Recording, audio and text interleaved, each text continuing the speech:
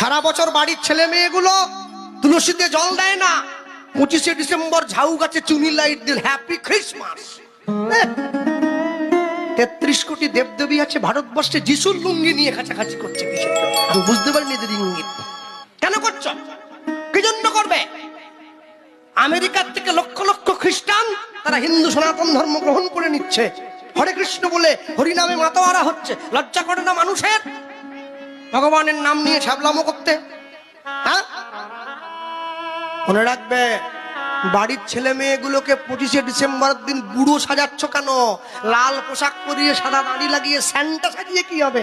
রাম সাজাও, কৃষ্ণ সাজাও, চৈতন্য মহাপ্রভু সাজাও, সংসারের মঙ্গল করবে। আরে যে গৃহে তুলসী বৃক্ষ রোপণ হয় সেই গৃহে সর্বদা বৃন্দা দেবী বিরাজ করেন, গৃহের মঙ্গল হয়।